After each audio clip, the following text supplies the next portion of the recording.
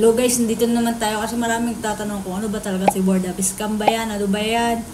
Pagka meron ba talaga diyang makukuha? So, magiging zombie ba kami? Ayan yung mga tanong nila. And then, pagka in the future daw, baka daw hindi na daw kami makuha na daw yung mga identity namin. Yung ba yun? So guys, marami talaga nababalita na ganyan. So, depende na lang sa'yo kung paano may-research sa aralin kung ano ba talaga si Word Up. So, eto na nga. Gumamit tayo ng ChatGPT at tanungin natin kung ano ba talaga si Word Up. So, what is Word Up? So guys, titingnan natin kung ano talaga yung si Word Up. Kasi marami talagang nagtatanong, sasagutin na natin yan ha. Okay, Word Up. Word Up is the flagship mobile wallet by the tools of humanity to their world. Formerly WorldCoin project, crypto biometric initiative co-founder by Sam Altman. It serves a published super app for verified humans user utilize to surely verify their identity. Word ID. Yun yung Word ID. Manage digital asset and access in a mini application. So, Word Up, prove you're human. So, ibig sabihin, pinuprove dito na tao ba talaga yung gumagamit nito or robot. Or verification is via OBR, biometric eye scanner. Yan nga yung eye scanner na sinasabi natin na pag in-scan doon yung iris natin, makukuha na lahat ng identity natin, which is wrong.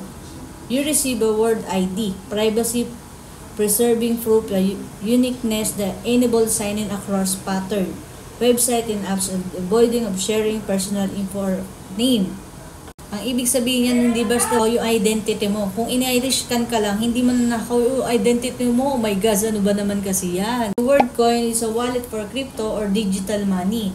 So, katulad sa Pilipinas, meron tayong GCash at kung hindi ka familiar kay GCrypto, hindi mo talaga maintindihan yan. So, yun nga, no? So, mga nagtatanong, sana sagot natin yung tanong nyo. And then, yung mga iba pang nagtatanong, nasa inyo na yan sa paniniwala nyo yan. Kanya-kanyang paniniwala lang yan. So, kanya-kanya lang tayo, guys. Wala tayong awayan. Walang mag-aawayan dito, uy.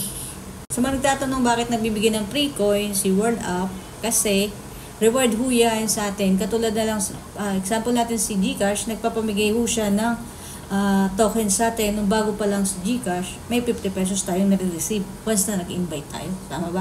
Yun na lang ang example natin. So, si G, kasi siya, and then kaya nagpapamigay din siya ng mga free token para marami din gumamit ng kanyang Word Up for cryptocurrency.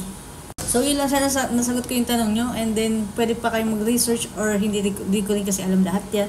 So, nag-base lang din ako sa mga research ko and then sa mga nababasa ko, sa mga kalala ko, okay? Yun lang, para sa more update, follow nyo na lang ako para ma-update kayo sa mga bagong video natin.